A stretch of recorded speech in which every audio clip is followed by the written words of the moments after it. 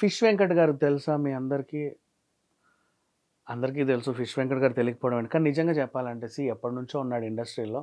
Villain side పాత్రలు చేసి, కామెడీలు చేస్తూ వచ్చేవాడు. విలన్‌లో గూడా ఎంటర్‌టైన్‌మెంట్ చేసేవాళ్ళు ఉంటారా? అనేలాగా ఆయన క్యారెక్టర్ అలా ఉండిపోయింది. చాలా డౌన్ టు ఎర్త్. ఎవ్వరు పిలిచినా ఎళ్తాడు. రెమ్యునరేషన్ ఎంత ఇచ్చినా వెళ్తాడు. ప్రతి సినిమా చేస్తాడు. ఈయనకో సిద్ధాంతం ఉండేది. రెమ్యునరేషన్ ఎక్కువైనా తీసుకో, తక్కువైనా తీసుకో. ఎక్కువైనా తీసుకో, తక్కువైనా తీసుకో. కానీ పని చెయ్యి ప్రతిరోజు. ఏదో ఒక పని చెయ్యి. వాడు ఇవ్వకపోయినా పర్లేదు. పనైతే చెయ్యి. పని చేసే ఆ మూడుండాలి. అలా రోజు సినిమాలు చేసేవాడు. ఎక్కడ విలన్ గ్యాంగ్ ఉన్నా ఈయన ఖచ్చితంగా ఉండేవాడు. వాళ్ళు కూడా ఈయనను పిలిచి మరీ అవకాశాలు ఇచ్చేవారు. కానీ ఎందుకో మెయిన్ విలన్‌గా ఎదగలేకపోయాడు. అదొకటే చిన్న బాధ. ఈయన కళ్ళ ముందే వచ్చిన వాళ్ళు చాలామంది పెద్ద పెద్ద విలన్‌లు అయిపోయారు కానీ ఈయన మాత్రం ఇంక అలాగే ఉన్నాడు.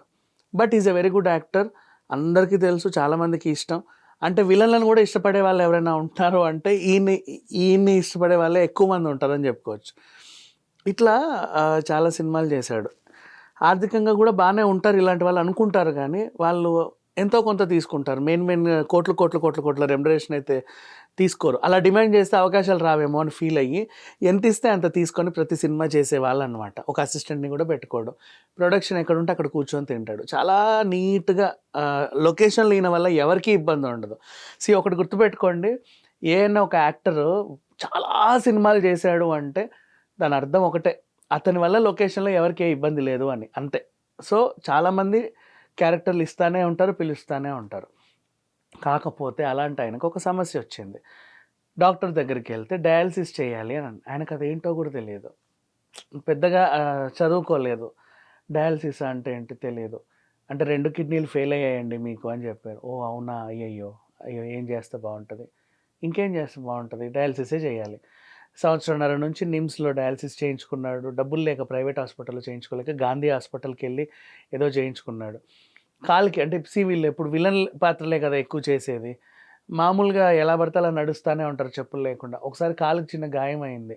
షుగరొస్తే షుగర్ వల్లే, డయాబెటిస్ వల్లే డయాలిసిస్ దాకా వస్తారు. అదొకటి గుర్తుపెట్టుకోండి.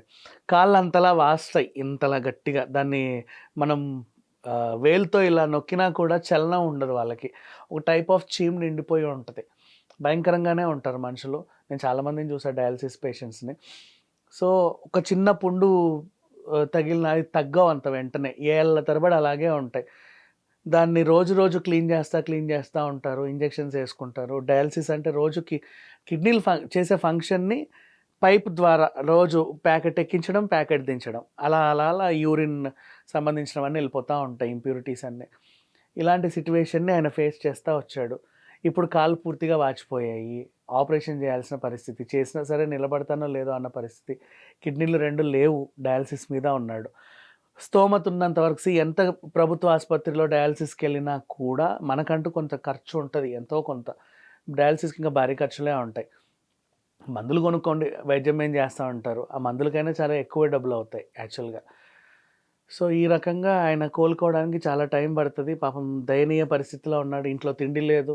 ఉన్నదంతా ఈయన దీనికే వైద్య ఖర్చులకే అయిపోతుంది. సహాయం కోసం వెయిట్ చేస్తున్నాడు. అనుకోకుండా మనకు తెలిసిన ఛానల్ వాళ్ళు ఆయనెళ్లి పలకరిస్తే ఇప్పుడు ఈ విషయాలన్నీ బయటికొచ్చాయి. అంటే కనీసం చెప్పుకోలేదు చూసావా? ఫిష్ వెంకట్ ఇలా ఉండి సంవత్సరంన్నర నుంచి బాధపడుతున్నాడు షూటింగ్స్‌కెళ్ళలేక.